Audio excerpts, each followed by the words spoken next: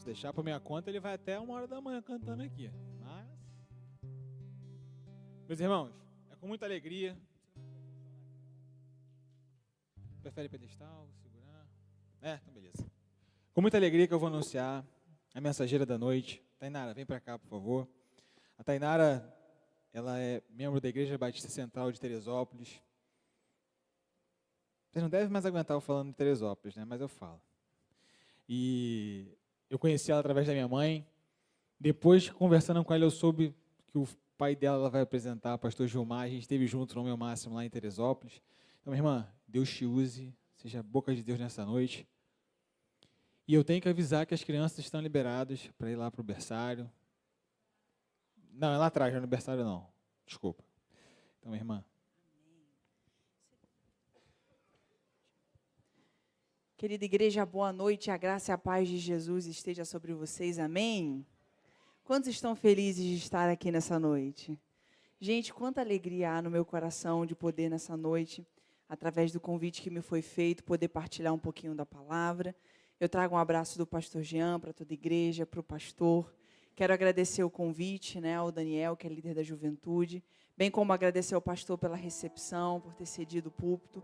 Meu coração fica muito grato. Venho acompanhados da minha família, meu pai, pastor Gilmar, minha mãe, pastora Silvia, meu namorado Tiago. Nós viemos mais cedo, aproveitando o caminho. E eu compartilhei com eles que quando a gente estava saindo de casa, falei, gente, eu tenho 2 textos no meu coração para pregar hoje. E enquanto eu desço, eu vou pedir ao Senhor a direção de qual desses 2 textos que estão no meu coração eu devo compartilhar. E a gente estava descendo, eu analisando a paisagem, deixando o Espírito Santo falar no meu coração. E aí, para minha surpresa, veio um 3º texto. Não era nada que eu tinha preparado. Sorte que eu estava com o meu caderno aqui. E aí fiz um esboço. Quando eu cheguei aqui, eu passei a limpo. Mas algo que o Senhor colocou no meu coração para compartilhar com a igreja. E eu gostaria de te convidar a abrir a sua Bíblia. Em Marcos, no capítulo de número 5. O tema desse fim de semana de congresso é um tema muito oportuno, muito importante. Nós temos vivido uma era digital, E eu vou fazer um comentário, para isso eu vou te contextualizar. Eu servi no campo missionário durante 3 anos, fiz a minha formação em teologia, capelania, servi no campo missionário, e assim que eu retornei, eu entendi em Deus, nesse tempo que ali eu estive, juntando as peças do quebra-cabeça, de tudo aquilo que eu já tinha ouvido do Senhor, ainda na minha infância, adolescência e naquele período em especial, eu entendi o chamado e o ministério que o Senhor tinha na minha vida através do atendimento no consultório com terapia, um cuidado emocional. E fiz a minha especialização em psicanálise, bem como outras especializações. E hoje a minha especialização está e o meu público-alvo são mulheres. Eu trabalho com mulheres, com atendimento feminino. E o que nós mais trabalhamos ali, foi o que eu mais estudei nesses últimos anos de caminhada, é o autoconhecimento. Então, levar você a se conhecer. E a gente percebe o quanto que nos últimos dias nós temos uma geração ansiosa. Os principais casos que eu pego no consultório, dentre em números, mas o principal é a ansiedade. E se a gente parar para estudar o porquê que as gerações antigamente não eram tão ansiosas quanto a nossa geração é extremamente acelerada. Tudo tem que ser muito rápido. Se você abre o teu telefone, você clica no aplicativo, o aplicativo demora mais do que 5 segundos para ele abrir, isso já te irrita, já te estressa, você fecha, você quer abrir de novo. Tudo para a gente tem que ser muito rápido, a nossa geração ela é muito ansiosa. E nós somos essa geração das redes sociais, nós somos a geração da tecnologia, a geração da inteligência artificial. E isso tem muitos pontos positivos, bem como muitos pontos que são delicados. Nem vou colocar como pontos negativos, mas são pontos delicados. E um desses pontos é o cancelamento. Porque nas redes sociais todo mundo é o maioral, nas redes sociais todo mundo sabe muito, nas redes sociais todo mundo é o especialista. E aí a gente tem um público que é muito forte em um ambiente que é a terra de ninguém. As pessoas, elas não te conhecem, mas ali elas opinam sobre a sua vida. Elas não te conhecem, mas elas querem saber e acompanhar tudo que acontece com você. Esse é um ambiente extremamente delicado. E nós, como igreja, temos que saber nos portar nesse ambiente. E sabendo disso, esse texto veio ao meu coração, de Marcos, no capítulo de número 5. Eu quero te convidar a fazer a leitura apenas dos versos 16 e 17. que diz assim, todos acharam? Amém? Os versos dizem assim: os que aquilo tinham visto, contaram-lhes o que acontecera ao endemoniado e acerca dos porcos. E o verso 17. E começaram a rogar-lhe para que saísse da terra deles. Amém? Esse texto que nós lemos é um texto onde, acredito que boa parte, se não toda a igreja, já deve ter se deparado. É um texto muito conhecido, onde Jesus ele chega à terra de Gadara e lá ele encontra um gadareno, um homem, só que ele estava possuído por uma legião de demônios. Esse homem já tinha dado trabalho para todo mundo que morava ali. Porque se você parar para analisar o texto, você vai ver que algumas pessoas já tinham tentado conter aquele homem com correntes, com cadeias, tentando prender ele de alguma forma, mas nada, não tinha corrente, não tinha algema, não tinha cadeia que pudesse prender aquele homem. Aquele homem, ele dava trabalho. Ele saía de sepulcro em sepulcro, andava nas montanhas. Mas quando Jesus chega a essa terra, Jesus chega com soluções. Jesus, ele traz libertação à vida daquele homem. Só que você conhece o texto, você sabe que ao expulsar os demônios daquele homem, a legião, ela diz, não nos mande para muito longe daqui. Nos mande para aqueles porcos. E aí aquele homem, ele fica liberto, mas aquela legião, então entra nos porcos. Aqueles porcos estão debaixo de uma influência maligna e eles se jogam do penhasco. E mais de 2.000 porcos morrem naquele dia, dando um prejuízo enorme para aquela cidade, para aquele lugar. E as pessoas, elas ficam assustadas com aquilo que aconteceu, porque agora o homem, ele está são, só que existe um prejuízo financeiro na cidade. E aqueles que presenciaram isso, começaram a contar para outras pessoas, e eles se assustaram com aquilo que tinha acontecido, a ponto do texto que nós lemos aqui, os versos que nós lemos, eles pedirem para que Jesus saísse da cidade. Jesus, ele está ali, trazendo libertação, pregando a palavra, com a presença do Senhor sobre aquele lugar, mas depois de tudo que havia acontecido, eles pedem que Jesus se retire. Jesus é cancelado nesse dia. Jesus, ele fez tão bem para aquele lugar, Jesus, ele fez bem para aquele homem, para a família daquele homem, mas aquela cidade não entende mais isso. E aí a gente entende esse contexto, e a gente tem que olhar para a nossa vida, que o Evangelho é um Evangelho onde nós precisamos ser diferentes.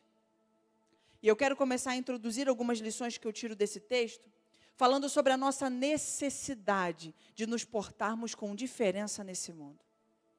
Dentro do consultório, eu costumo presenciar inúmeras pessoas que têm uma dificuldade de identificar a sua própria identidade.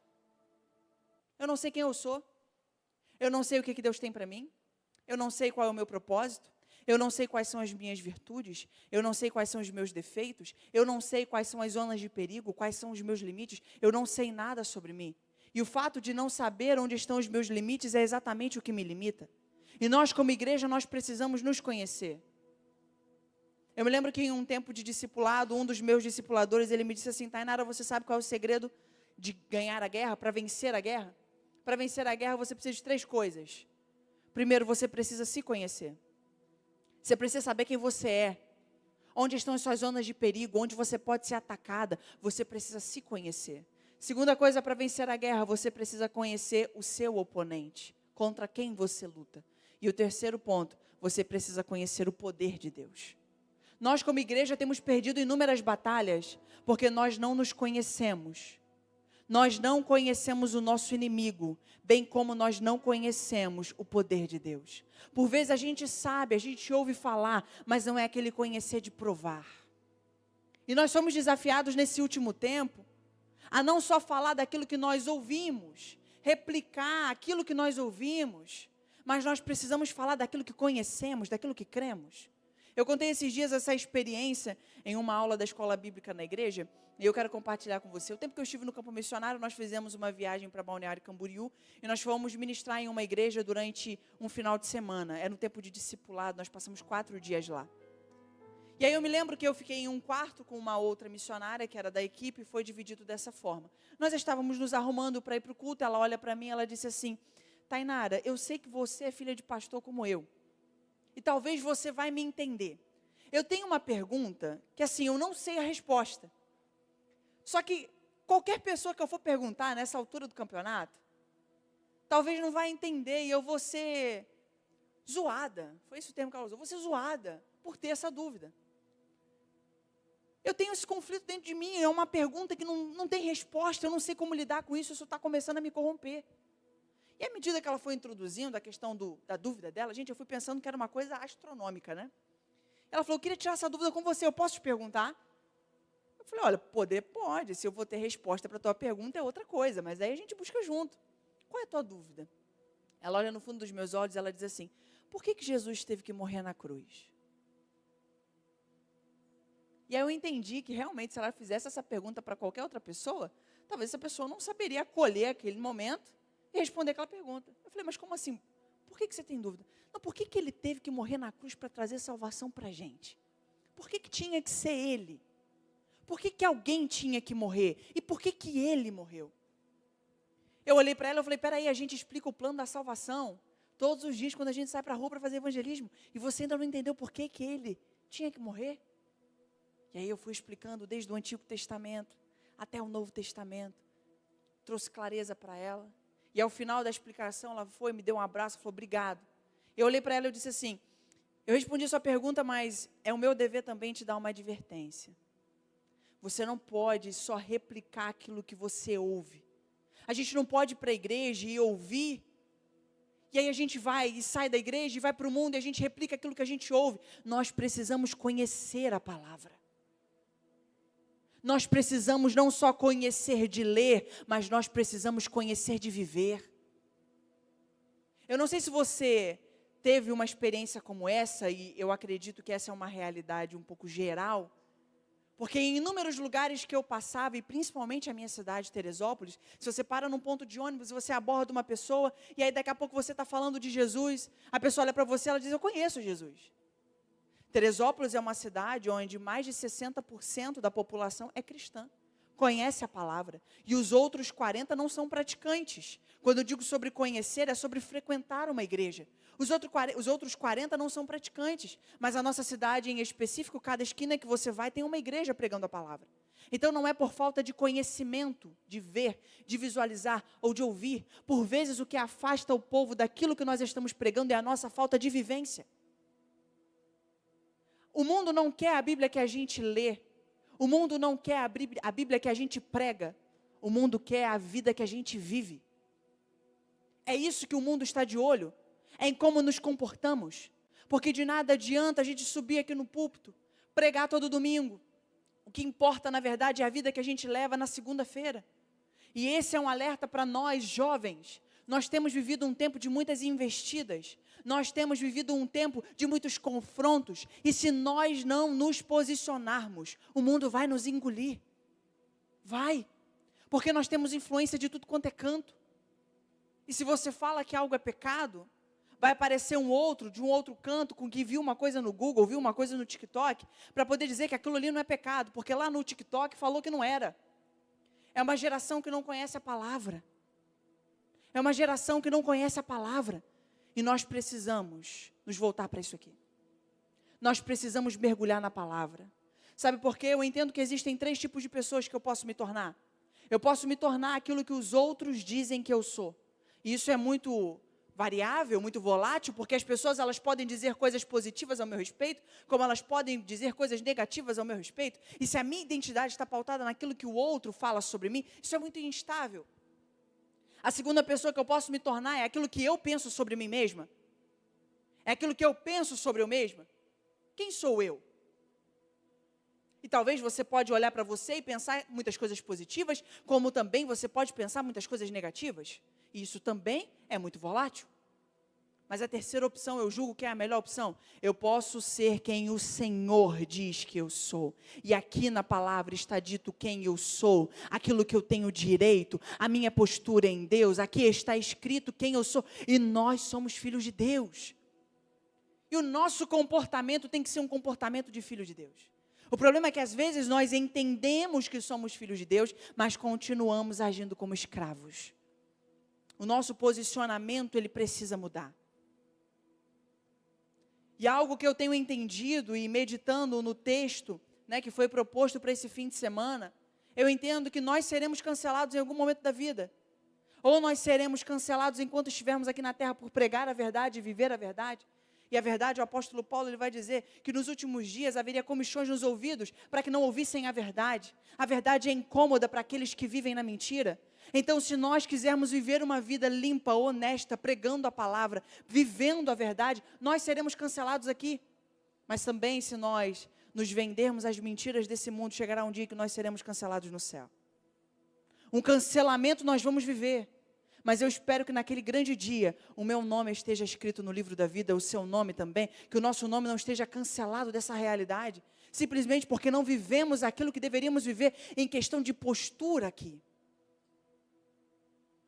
A Bíblia nos diz que não dá para servir a dois senhores.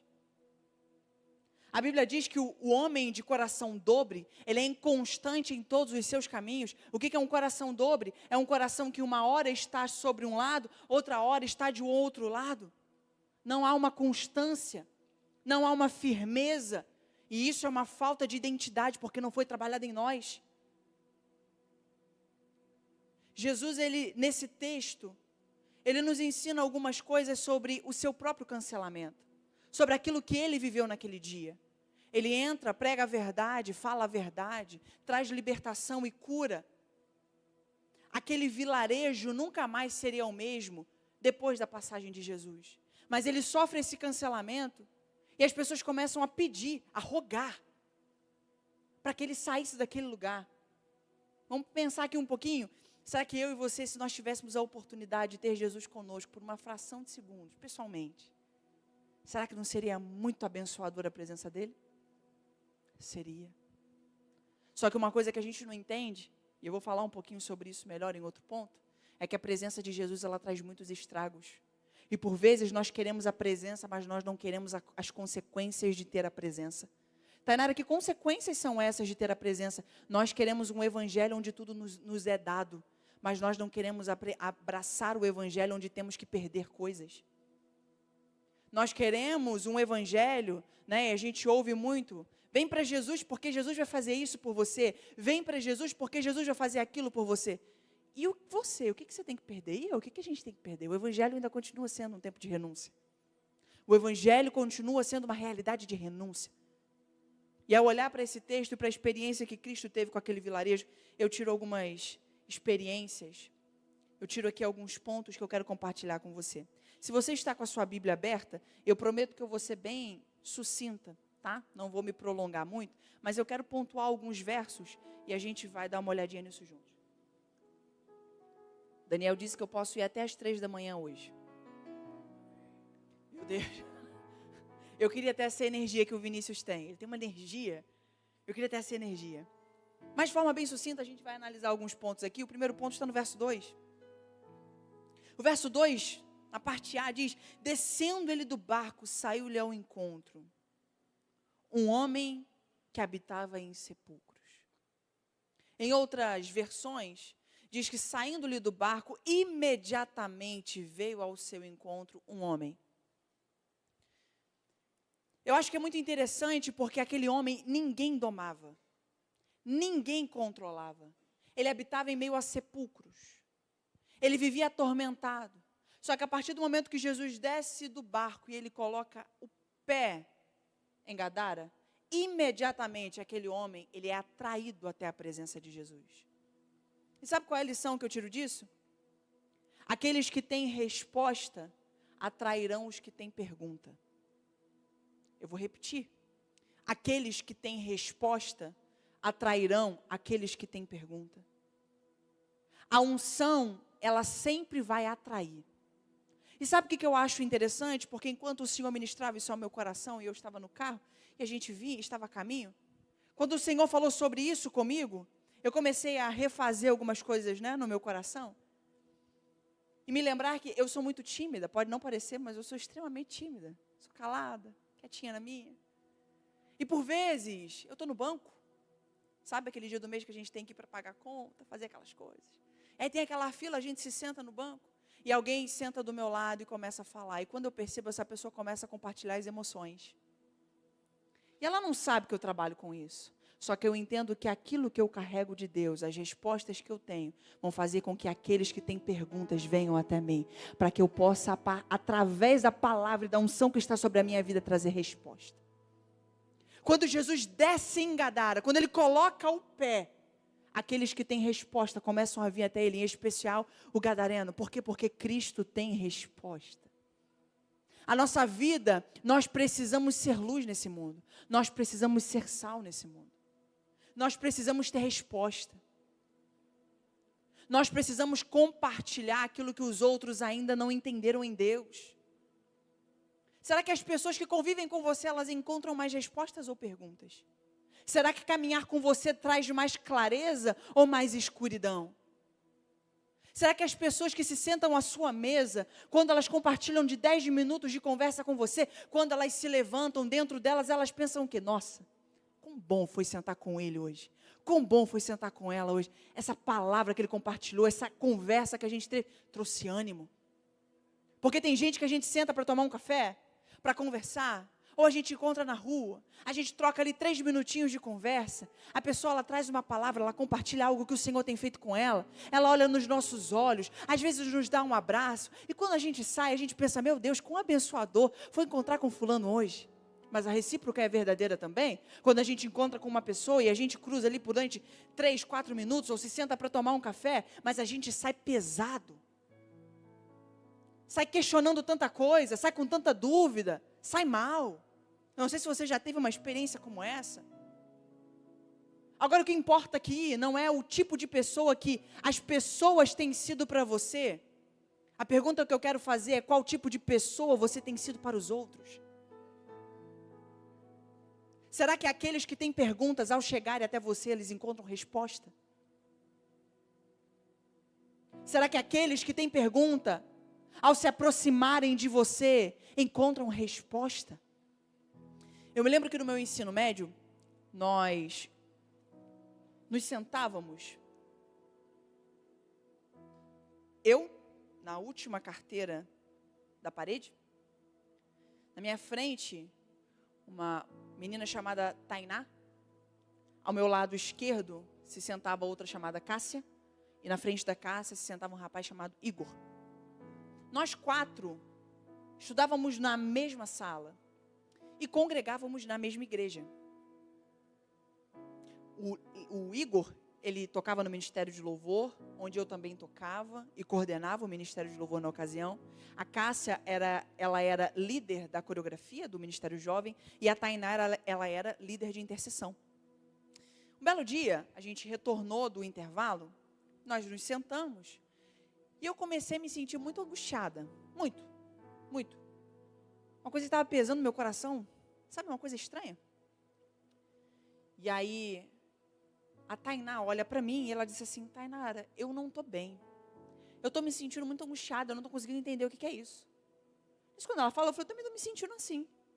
E aí a Cássia e o Igor ouviram o que a gente falou e eles também estavam se sentindo assim. Eu falei, gente, alguma coisa o Senhor está querendo mover aqui hoje. Nós precisamos orar. Ali nós já começamos a interceder, pedindo que o Senhor nos desse uma direção. Enquanto nós começamos a interceder, pedindo ao Senhor uma direção, eu ouvi a voz do Espírito Santo que me disse assim, olhe para o outro lado. Quando eu olho para o outro lado da sala, lá na outra parede, tinha uma moça chamada Isabela.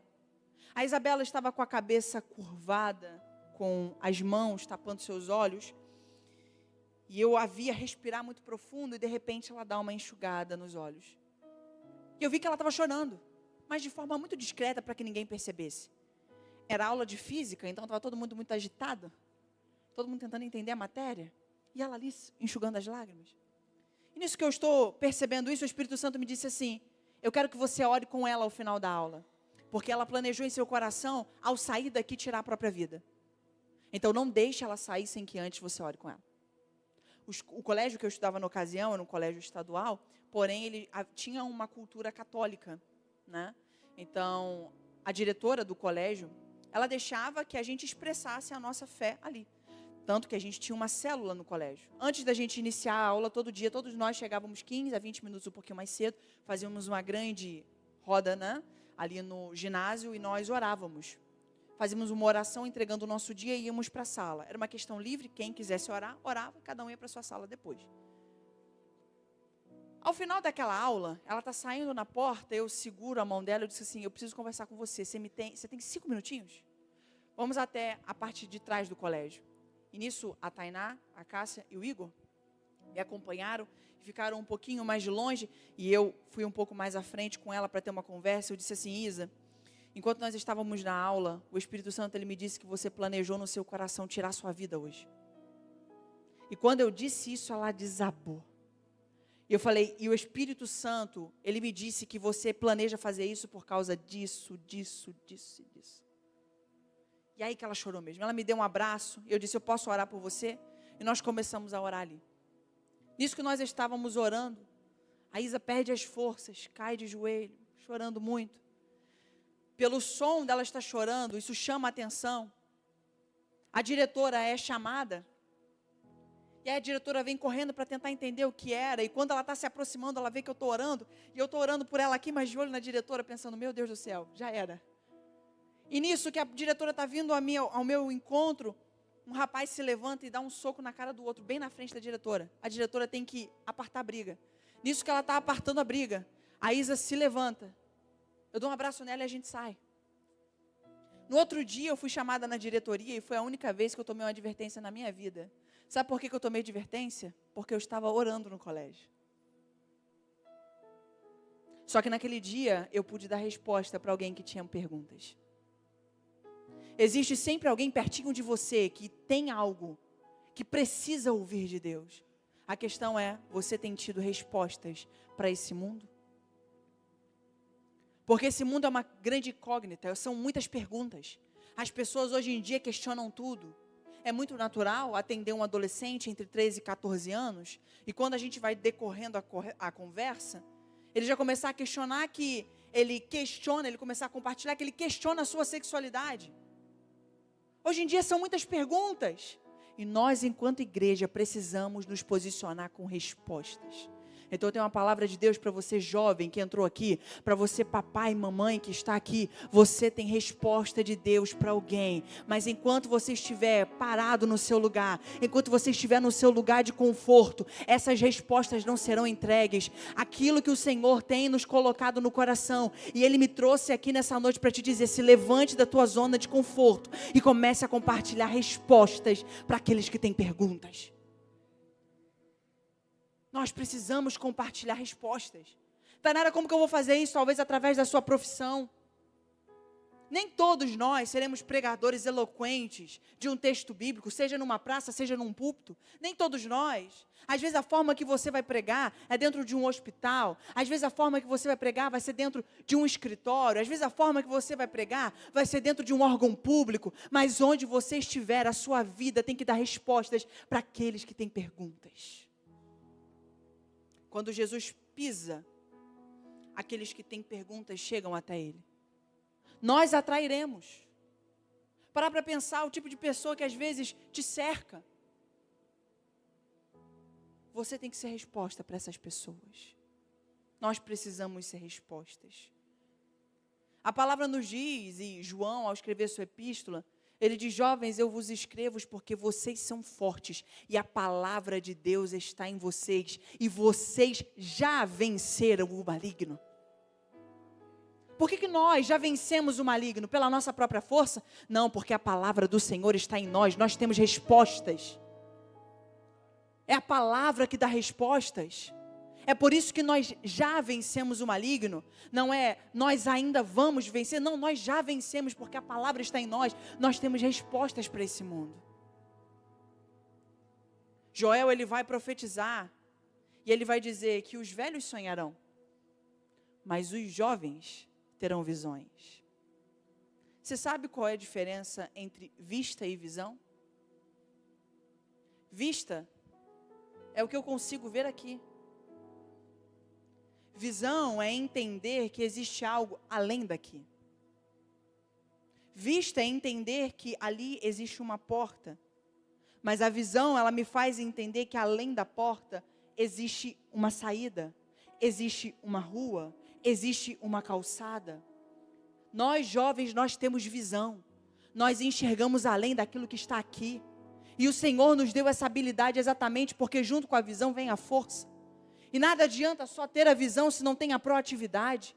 Por isso o convite do Senhor é nos levantarmos para que nós possamos dar resposta àqueles que têm perguntas. A segunda lição que eu tiro com esse texto, e com o cancelamento de Jesus naquele dia, está no verso 3. No verso 3 nós vamos perceber uma pequena biografia de quem era aquele homem. E dentro dessa biografia, nós vamos perceber que algumas pessoas já tinham tentado ajudá-lo. Tainara, como assim já tinham tentado ajudá-lo? Sim, já tinham tentado ajudá-lo. Por quê? Porque ele era um homem que nada podia conter. Por que tinham que segurar aquele homem? Bem provável porque enquanto ele estava atando, ele deveria fazer mal. Ele deveria fazer mal para ele, como também para outras pessoas. Porque vamos lá, vamos olhar para a nossa realidade de segurança que nós temos hoje em dia na nossa sociedade. Uma pessoa que não oferece perigo, ela seria parada pela polícia, algemada, presa. Isso pode até acontecer, por um pequeno engano.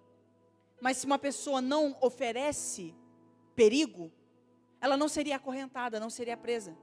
Aquele homem constantemente tentavam o prender. Por quê? Porque ele oferecia perigo para aquele pequeno vilarejo. Então, já que ele oferecia perigo para ele, como para outras pessoas, os homens daquele lugar tentavam ajudá-lo. E como que eles tentavam ajudar? Prendendo ele. Só que nada continha aquele homem. Tentavam colocar algemas, correntes, mas nada segurava. E aqui eu tiro uma segunda lição. A primeira é entender que nós temos resposta para aqueles que têm perguntas. E a segunda lição é entender que não adianta procurarmos respostas em quem não tem resposta para dar. Por vezes nós estamos aqui procurando respostas, mas em ambientes e em pessoas que não têm as respostas para nos dar. Aquele homem, ele precisava de ajuda, mas infelizmente a ajuda que ele recebeu era uma ajuda que em nada podia ajudá-lo. Porque as correntes não seguravam, ele continuava naquele estado. Sabe qual é o mal da nossa geração? Nós procuramos respostas em lugares errados. Nós estamos procurando a resposta para o nosso propósito, para a nossa vida e para os nossos conflitos em lugares errados, em ambientes errados. A pergunta que eu quero te fazer é, onde você tem procurado resposta? E não só em qual ambiente, mas em quem? Quem são as pessoas que você acessa procurando resposta? O nosso mal é que por vezes, e nós adolescentes, jovens, né, a gente só entende isso quando a gente amadurece. E tem coisas que eu falo que eu só entendi depois que eu cresci. A gente tem que quebrar muito a cara, e me perdoe pela expressão, mas é bem isso mesmo. A gente tem que quebrar muito a cara para poder amadurecer em algumas questões. Porque por vezes nós procuramos respostas com pessoas e ambientes que não podem nos ajudar. Quer ver um exemplo? Há 1 ano e meio atrás, eu comecei a apresentar um pouquinho de questões de saúde. E eu entendi que eu precisava entrar em um processo de emagrecimento. Primeira coisa que veio à minha mente é, vou procurar uma nutricionista. Entrei em contato com uma clínica, agendei a primeira que tinha, com boas referências. Fui para a minha consulta. Eu não a conhecia pessoalmente, mas eu tinha boas referências dela enquanto profissional. Eu precisava perder pelo menos 20 quilos. Eu tinha esse entendimento. Cheguei, estou na recepção, a secretária falou, você pode se direcionar até o consultório dela, que ela já está na porta te aguardando. Quando eu chego na porta, eu dou de cara com uma pessoa que estava mais obesa do que eu. Aí minha mente entrou em conflito. Porque eu comecei a analisar o que eu estava vendo com aquilo que eu tinha ouvido. Ela é boa, Tainara, pode ir. E eu estou tentando entender, meu Deus, se ela é boa, por que ela não foi boa para ela primeiro? Né? Se ela sabe tanto, por que ela não colocou em prática primeiro? E aí eu entrei, eu estou tentando assimilar, né, as perguntas que ela está me fazendo. E ela montou a dieta, e quando eu saí, eu tentei lembrar tudo que ela tinha me falado, mas na minha mente só estava blá, blá, blá, blá, blá, blá, blá, blá, blá, blá. Eu não consegui gravar nada do que ela falou. Sabe por quê? Eu estava tentando procurar respostas em alguém que não tinha as respostas. É a mesma coisa que você ir em um dentista que tem os dentes feios. te dá crédito? Procurar conselhos financeiros para quem está todo endividado? Procurar conselhos sobre relacionamento para quem está com relacionamento destruído? Percebem coerência? Mas nós fazemos isso constantemente. Nós abrimos o nosso coração para receber conselhos e respostas de quem não tem as respostas para nos dar. E aí a pergunta que eu faço para você é: quem você tem procurado conselho? Em quem você tem buscado resposta? Quais são as pessoas que você ouve? Eu disse que a gente tem que quebrar muito a cara para aprender. E eu ouço todos, retenho aquilo que é bom. Qualquer um que está disposto a me dar um feedback de algo que seja para o meu crescimento, óbvio, eu vou ouvir. Em nós não tem que ter uma estrutura de orgulho que nos afaste da verdade, pelo contrário. Então a gente tem que estar aberto para ouvir as pessoas que estão ao nosso redor, que às vezes um feedback, é uma palavra, é um toque, aquilo pode transformar a nossa caminhada. Só que abrir o meu coração, expor o meu coração e pedir conselho, eu peço para pessoas que estão onde eu quero chegar, porque eu entendo que elas têm as respostas que eu preciso para esse momento. Aquele homem, ele teve a ajuda de quem não poderia ajudá-lo. Por vezes nós procuramos resposta de quem não pode nos dar. Para pensar na sua realidade na escola, na faculdade, no trabalho, na família. Essas pessoas que você abre o seu coração, essas pessoas que você se expõe, essas pessoas têm as respostas que você procura? São pessoas que podem te ajudar? E aí eu entendo um problema crônico da nossa geração, que é relacionamento. Foi dito aqui no começo, através da encenação, existe uma grande carência. Não se consegue ficar solteiro durante muito tempo. Tem que se viver rodeado de muitos amigos. Nós temos uma dificuldade enorme na nossa geração. Hoje isso é um problema crônico de relacionamento. E aí o que a gente percebe? As pessoas, elas não têm as ferramentas necessárias para se relacionar. Vivem com conflitos e com conceitos completamente desregulares nos seus relacionamentos. E aí se frustram. E aí depois que elas se frustram, o que elas fazem? Elas se isolam, elas se fecham. E essa é uma realidade que eu acho que é só lá em Teresópolis. Aqui não deve ter, não. É aqueles crentes que vêm à igreja, mas eles não querem se envolver. Eles vêm, eles querem partilhar de um culto onde existe uma boa palavra que está sendo pregada, um louvor eloquente, afinadinho. Mas você fala assim: irmão, vem na oração. Vem na reunião de oração. Vem para a reunião do departamento. Vamos para o culto jovem. Vamos fazer isso aqui. Vamos para o monte orar. Não quer envolvimento. Mas porque vem de um contexto onde está muito machucado nos seus relacionamentos. E agora não quer mais comungar. E isso não serve só para a igreja, como em outras áreas de relacionamento. Se fere com um relacionamento amoroso e agora acredita que aquilo ali é um padrão de relacionamento, deturpado pelo mundo. Se fere com as amizades, aí se fecha, não quer mais ser amizades. E aí, por causa disso, vive isolado. A palavra de Deus para o seu coração é: não se isole. Levante a sua cabeça, abra a sua perspectiva e observe as pessoas que estão perto de você, que podem cooperar com a sua caminhada. O problema é que o nosso orgulho quer dizer para a gente que não tem gente muito boa o suficiente para caminhar com a gente. Isso é orgulho.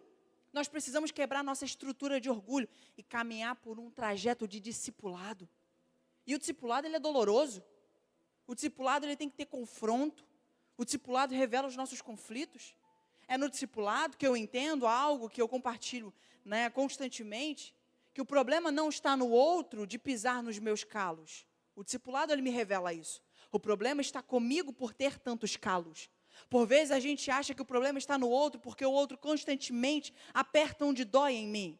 Mas espera aí, se está apertando onde dói em mim, é porque dói alguma coisa. Isso, na verdade, denuncia as feridas que existem no meu coração.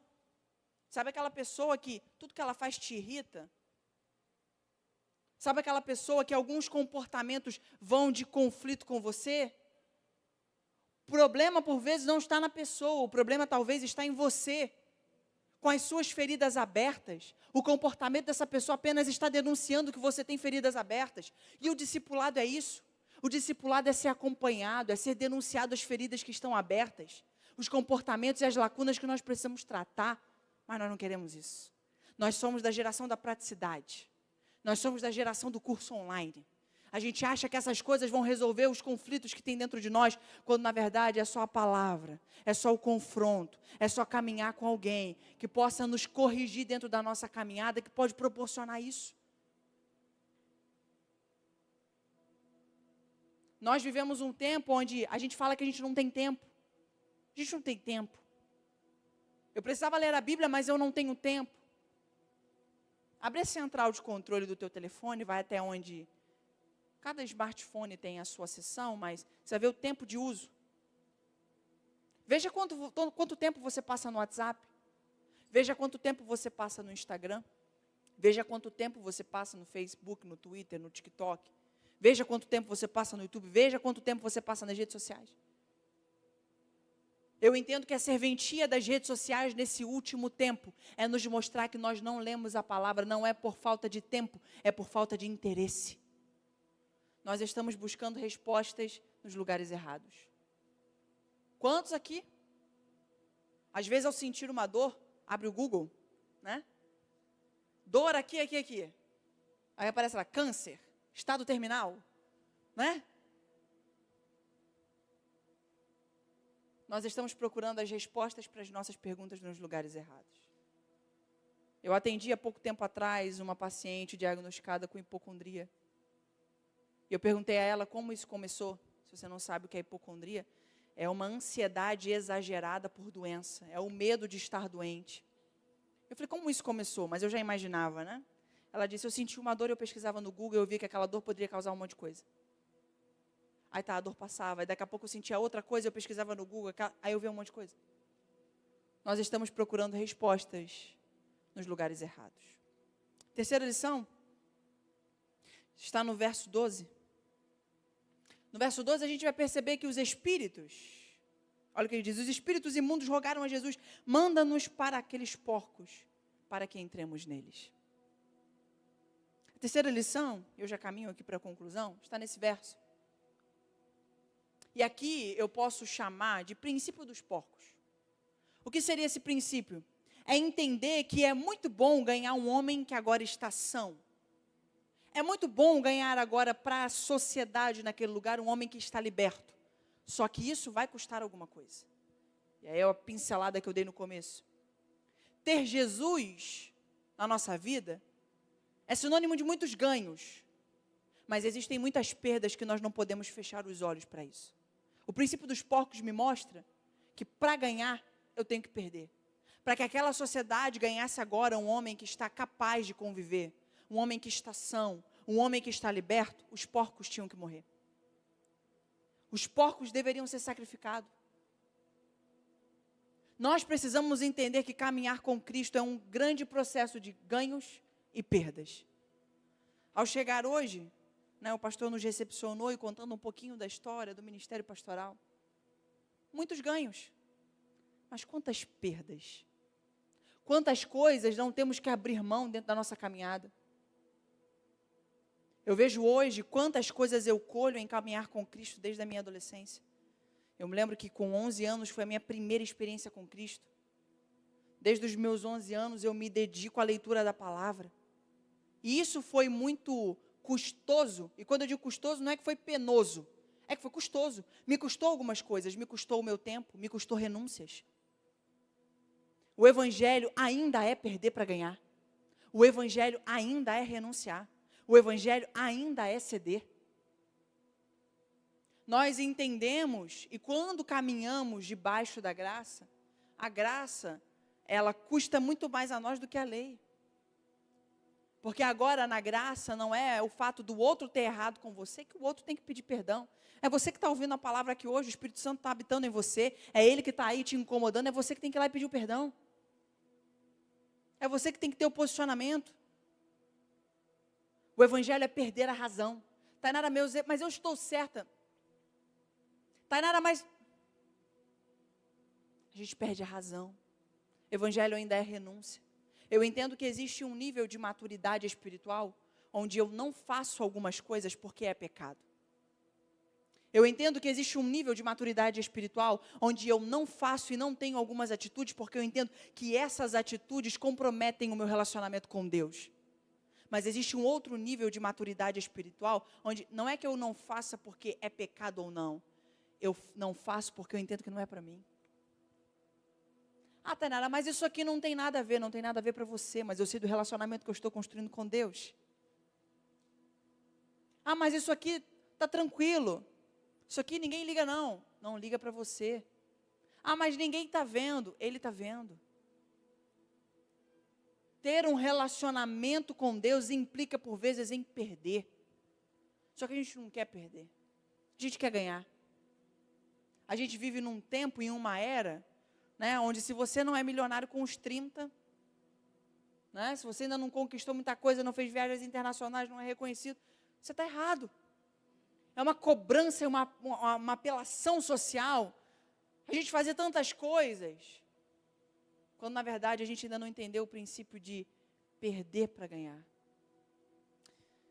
Há uns dias atrás, eu me sentei para tomar café com algumas amigas e nós estudamos juntas no colégio, congregamos juntas na igreja durante um período da nossa adolescência. Mas a vida de cada uma tomou um rumo. E uma delas se desviou. Depois que ela foi para a faculdade, ela construiu algumas consciências. E eu não estou falando que a faculdade é ruim. Ela só se deixou levar por aquilo que ela estava ouvindo. Ela procurou respostas em lugares errados, em pessoas erradas. E com isso a vida dela acabou tomando um rumo muito deturpado. E a gente sentou para tomar um café, e aí são assuntos que a gente não conversa muito, política e igreja. E aí uma das que estavam sentadas na mesa começou a falar sobre igreja. E aí ela, essa querida, se levantou e ela começou a me afrontar. Com um tom de brincadeira, eu conheço muito bem ela, e eu sei levar muito bem isso.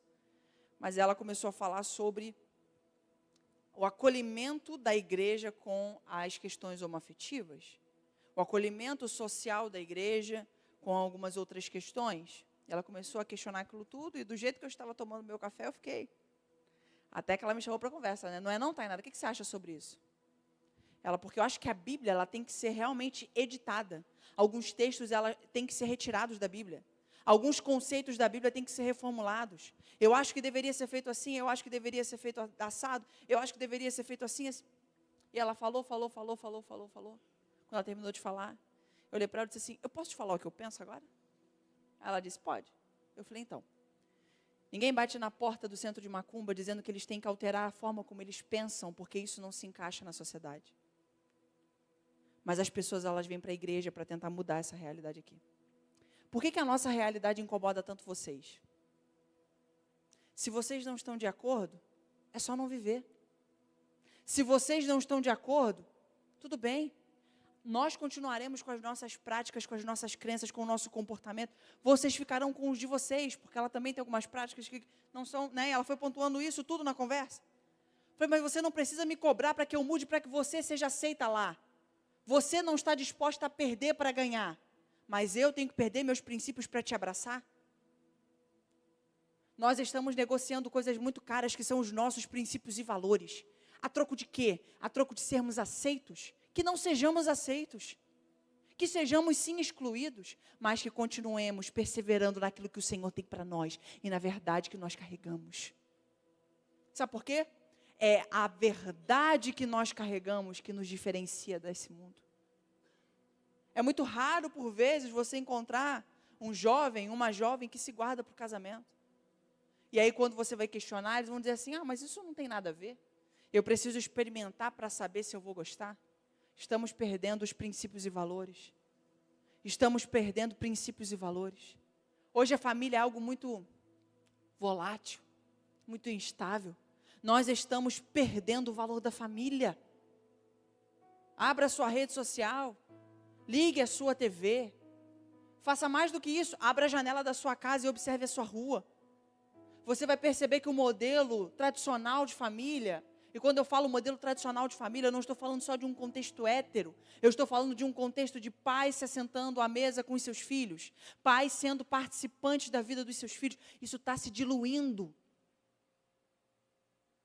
Está se diluindo. Hoje em dia, a criança ela começa a dar um pouquinho de trabalho, está um pouquinho mais agitada. O que a gente faz? Liga alguma coisa no telefone, coloca para a criança e que a criança fique quietinha ali.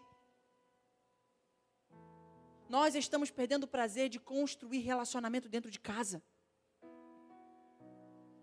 Qual foi a última vez que você fez uma refeição com a sua família, sentado à mesa, olho no olho? Qual foi a última vez que você perguntou para o seu filho, para a sua esposa, para o seu marido, como foi seu dia, como você está? Qual foi o último dia que vocês tiraram um tempo em família, sem telefone, sem computador, sem televisão. Eu me lembro que na minha infância, nós vivíamos em um contexto financeiro muito complicado, mas algo era principal, era primordial em casa, que era o dia da família. 2 dias nós tínhamos em casa e nós não abríamos mão. O dia de lavar roupa suja, que era aquele dia onde nós éramos corrigidos, era aquele dia que a gente tinha conversa, era aquele dia que meu pai, minha mãe, sentavam comigo, com meu irmão, e falavam, olha, isso aqui não está legal, esse comportamento precisa ser ajustado, e eles pontuavam comigo, com meu irmão, debaixo de muito amor, debaixo de muito carinho, com o ambiente preparado, mas também eu e meu irmão, nós tínhamos liberdade de dizer, isso aqui nos incomoda, isso aqui a gente não sabe lidar, isso aqui que você falou me magoou, e a gente lavava roupa suja e seguia, debaixo de muito amor, de muita compreensão. Mas nós tínhamos um outro dia também, que era o dia da família. O dia da família, a gente não tinha TV, só se fôssemos assistir um filme, mas nós sentávamos no sofá, fazíamos um balde de pipoca, comíamos alguma coisa, minha mãe preparava um lanche diferente, ou a gente ia na praça para poder brincar, e eu me lembro de vezes de ver o meu pai comprando uma casquinha para mim e outra para o meu irmão, e ele e minha mãe não comendo, porque eles não tinham para eles, mas providenciavam esse momento para mim e para o meu irmão. E esse investimento que foi feito em casa, fez com que quando o investimento do mundo viesse até nós, nós já tínhamos uma barreira para resistir. Eu não preciso disso não, sabe por quê? Eu tenho amor e eu tenho acolhimento em casa. Nós estamos negociando os nossos princípios. Nós estamos correndo atrás de coisas que não são valiosas. Posso dizer uma coisa, meu irmão, minha irmã, você que é pai e mãe aqui? E quantos aqui são pai e mãe? Só para a gente ter uma noção. Ah, porque eu tenho que trabalhar para dar uma boa condição para os meus filhos. Ah, porque eu tenho que trabalhar, porque eu tenho que estar muito presente ali. Deixa eu até beber uma água para eu te contar essa história. Ano passado eu fui convidada para pegar no retiro de adolescentes da nossa igreja, a Batista Central. E o Senhor, Ele me levou a fazer uma dinâmica com eles, que funcionou como uma terapia em grupo. E cada um ali compartilhava uma memória feliz da infância e uma memória triste da infância. A sala ficou bem restrita, só eu e os adolescentes, e 2 obreiros no final com lenço e água para poder distribuir, porque eles foram se emocionando muito. 2 dos obreiros que estavam ali, na verdade era um casal, um rapaz e uma moça, distintos, de adolescentes distintos. À medida que eles foram compartilhando as memórias felizes, eles foram ficando atônitos. Os jovens, né, os adolescentes compartilhando suas memórias tristes, aquela coisa toda, foi aquele chororô, nós oramos, ministrei a palavra, foi bênção. No final, aqueles pais contaram a experiência, o que eles observaram, que é o que eu vou compartilhar agora, com os outros pais. Quando eu me dei conta, tinha uma roda de pais que estavam trabalhando no retiro em volta de mim e dizendo assim, Tainara, como pode ser isso? Porque a memória feliz de todos os adolescentes que nós tínhamos ali, era para mais de 40, não estava, nenhum deles disse assim, a memória mais feliz da minha infância foi um dia que eu ganhei um videogame. A memória mais feliz da minha infância foi o dia que meu pai me deu algo. A memória mais feliz da minha infância foi o dia que meu pai fez isso por mim. Todos compartilhavam o seguinte, a memória mais feliz da minha infância foi um dia que eu fiz uma viagem em família. A memória mais feliz da minha infância foi um dia que minha mãe fez um jantar para mim. A memória mais feliz da minha infância foi um dia que eu tinha apresentação na escola, meus pais estavam sentados na primeira fileira. Todas as memórias marcantes que aqueles adolescentes tinham em seus corações apontavam para um tempo de qualidade que os pais tinham dedicado a eles.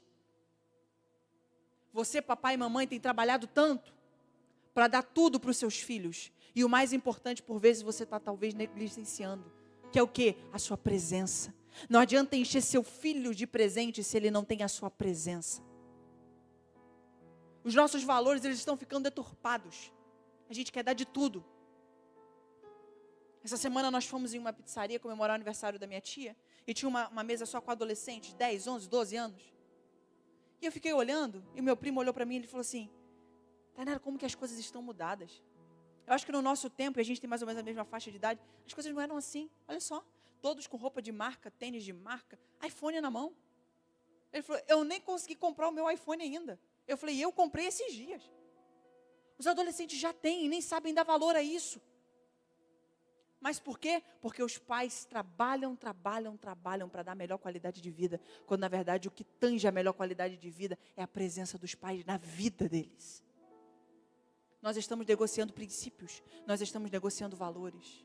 E você jovem, você adolescente que está aqui, eu tenho algo para te dizer, seus pais não são seus inimigos.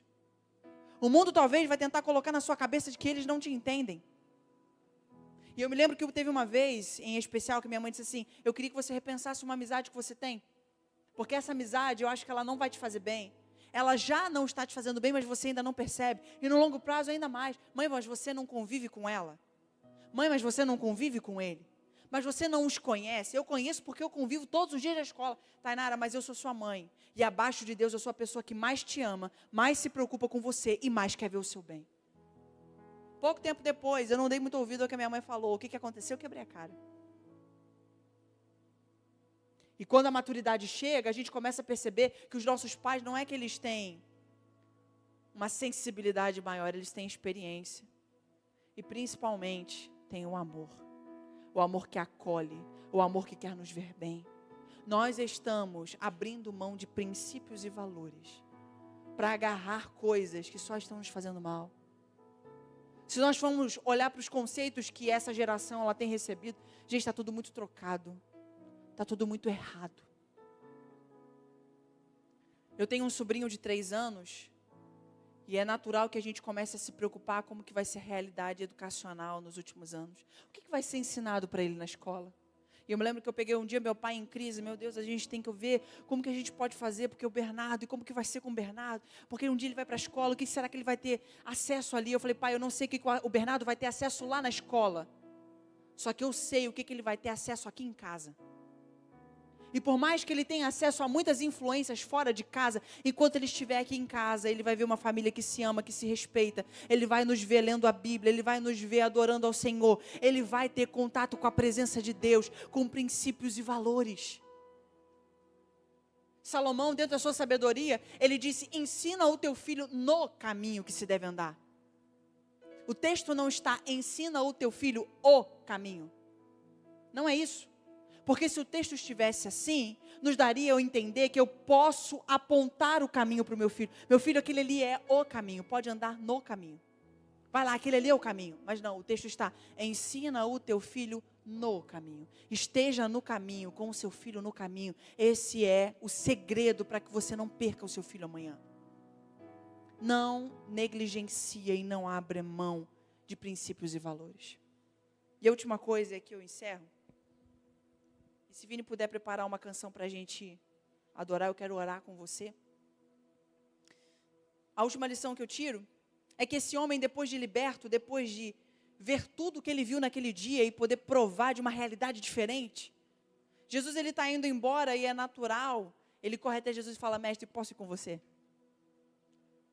Mas Jesus olha para ele e diz assim, você não pode não. Eu vim aqui te transformar para que a partir de você aconteça uma outra transformação. Vá à sua família e conte o que aconteceu com você. Vá aos seus e conte o que aconteceu com você. Jesus ele está me mostrando a 4ª e última lição que eu tiro com o cancelamento de Jesus nesse texto. Pessoas transformadas transformam ambientes. Pessoas transformadas transformam ambientes. Eu não sei qual é o ambiente que você tem entrado, não sei qual é o ambiente que você tem pisado, mas pessoas transformadas transformam ambientes. Eu me lembro eu conto essa experiência e já termino aqui. Quantos aqui me dão 5 minutinhos? 5 minutinhos. 5, 10, 15, 20, 25. É vigília, vai ser vigília então. Nós fomos fazer um evangelismo no Maranhão e eu nunca tinha estado em um ambiente como aquele. Muitas pessoas bebendo e era um evangelismo já mais tarde. Nós já fomos para a praça fazer esse evangelismo a 1h da manhã, fomos com a equipe de missionários que já estava alocada no Maranhão, já estavam habituados a fazer aquele evangelismo, e nós fomos pessoa por pessoa, cercando, conversando. Naquele dia, nós ganhamos mais de 20 almas para Jesus em um evangelismo de pouco mais de 2 horas. E ficou claro para mim que pessoas transformadas, elas têm o poder de transformar ambientes. A questão é, o que você tem feito com aquilo que você tem recebido? Jesus ele tem derramado algo sobre a sua vida. Você tem recebido algo do Senhor. Só que o que você vai fazer com isso? Você vai reter? Ou você vai usar aquilo que você tem recebido do Senhor para agora transformar o ambiente? O convite do Senhor é, saia daqui hoje, vá para a sua casa e transforme o ambiente da sua casa. Saia daqui hoje, ao entrar em contato com a sua escola, na sua sala, transforme o ambiente da sua sala. Ao entrar em contato com a sua faculdade, estar naquele ambiente, transforme sua faculdade. Transforme seu ambiente de trabalho. Talvez o seu ambiente de trabalho é um ambiente pesado, todo mundo reclamando. Seja você o diferente e não o igual. Que através de você as pessoas possam provar de um ambiente transformado. Sabe por quê? Porque você está recebendo transformação. Nós precisamos nos posicionar. Enquanto nós continuarmos com a nossa mesma postura, as coisas serão iguais. E se a gente parar para olhar para esse mundo, as pessoas elas têm fome e sede da verdade, fome e sede da palavra. As pessoas elas têm uma grande carência de ver uma família estruturada. Algumas semanas atrás eu fiz um atendimento de uma jovem com crise de ansiedade. E muitas crises constantes e crises muito graves, a um ponto já agudo. E quando eu perguntei sobre a dinâmica familiar, eu perguntei, você faz refeições à mesa com a sua família? Tainara, nós temos uma mesa em casa, mas nós nunca nos sentamos juntos. Ela e mais 3 irmãos, o pai e a mãe, uma família grande. Ela disse, eu não tenho nenhuma memória de me sentar com toda a minha família ao redor de uma mesa, poder olhar nos olhos deles e fazer uma refeição. Meu convite para ela naquele dia foi, você está recebendo transformação aqui. Então vá para casa e providencie uma mudança. Que seja você o ponto de partida. Não, quem tem que fazer isso é meu pai e minha mãe. Quem tem que fazer isso é você que está ouvindo isso. É você que está recebendo a palavra hoje, é você que está recebendo a transformação. É seu dever a partir de hoje, é sua responsabilidade também transformar esse ambiente. Eu quero te convidar a se pôr sobre os seus pés. Nós vamos cantar essa canção, eu quero orar com você. Para que o Senhor ele possa gerar em você transformação.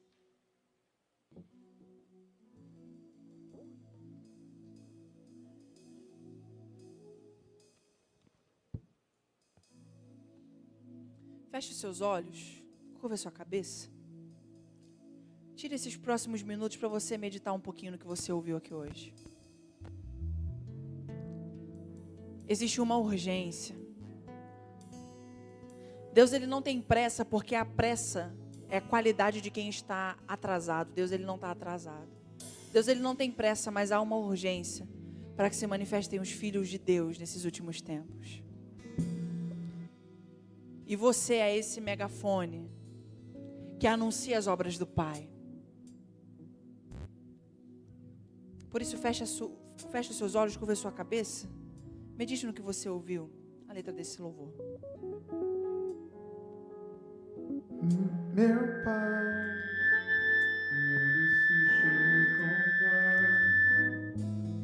quero a glória de Deus. Eu cansei, já não quero mais viver pra mim. De uma vez por todas vou mandar embora o que não é seu. Você pode... Isso. Você pode cantar essa canção? Todas as vezes que eu te entristeci, não pensei em Cristo, eu só pensei em mim. Me ajude a melhorar, me ajude a melhorar. Sozinho eu não consigo mais, eu sei, eu sou humano, eu só sei errar. Me ajude a melhorar, me ajude a melhorar. Sozinho eu não consigo mais, eu sei, sou humano, eu só sei errar. Me ajude a melhorar.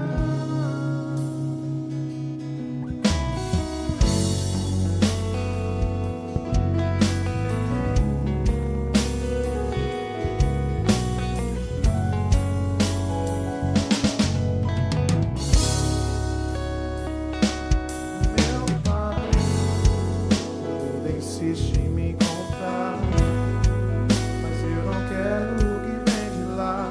Eu quero agora a glória de Deus. Eu cansei, já não quero mais viver pra mim. De uma vez por todas vou me esvaziar, vou mandar embora o que não é seu. Perdoar todas as vezes que eu te entristeci.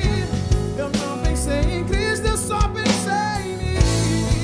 Me ajude a melhorar, me ajude a melhorar. Sozinho eu não consigo mais, eu sei, eu sou humano, eu só sei errar.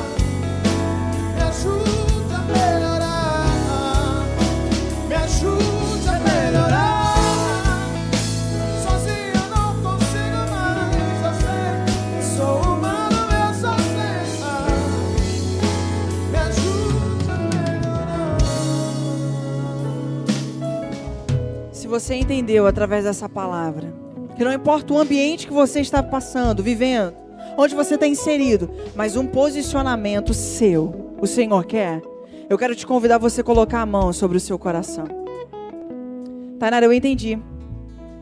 Através de tudo que você compartilhou do Senhor aqui, eu entendi que eu preciso me posicionar diferente em alguns ambientes. Eu preciso começar a compartilhar mais respostas. Compartilhar aquilo que eu carrego. Com a mão sobre o seu coração. E por que sobre o seu coração? Porque Salomão, ele diz que sobre tudo que se deve guardar, nós devemos guardar o nosso coração. Porque é dele que saem as saídas de vida. Vamos orar. Pai, nós queremos te louvar, te agradecer nessa noite. Por tudo que nós ouvimos e fomos ministrados pelo Senhor. Muito obrigado. Porque o Senhor tem derramado sobre nós uma porção diferente.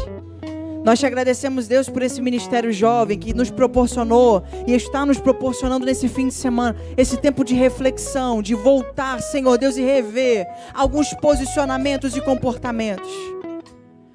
E nós te louvamos porque o Senhor ainda nos dá essa oportunidade de convergir a rota, de mudar algumas coisas. Muito obrigado, Senhor. Mas nesse momento nós te pedimos que sobre nós esteja a tua unção, a tua graça. Que ao sairmos daqui, em qualquer ambiente que nós estejamos, seja na fila da padaria, na fila do banco, dentro de um Uber, no ônibus, na escola, na faculdade, no trabalho, em casa, onde nós estejamos, que a tua luz, ela brilhe e reluza através de nós. Que sejamos a diferença, que sejamos a resposta nesse mundo de tantas perguntas. Que nós sejamos aqueles que discipulam, que nós sejamos aqueles que acompanham, que nós sejamos aqueles que acolhem, que nós sejamos aqueles que transmitem a palavra e a verdade.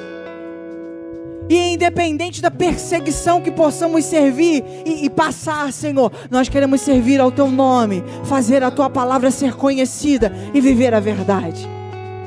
Nós oramos por aqueles que identificaram isso nessa noite, te pedindo que a tua bênção esteja sobre cada um deles, que o Senhor fortaleça. E eu te oro mais, Espírito Santo, que o Senhor levante homens e mulheres para caminhar com cada um deles, para que a diferença seja feita e que o teu nome seja glorificado. Nós te louvamos, Jesus, te louvamos, em nome de Jesus. Me ajude Aleluia. a melhorar.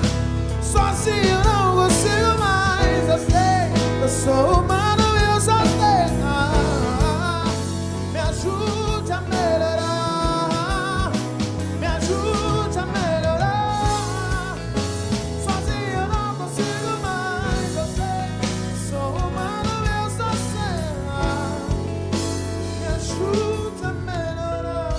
Você pode dar um abraço na pessoa que está aí do seu lado. Dá um abraço nela, dá um abraço nele. Diga para ele assim: seja a bênção onde você estiver. Glória a Jesus. Que Deus te abençoe, queridos. Deus te abençoe.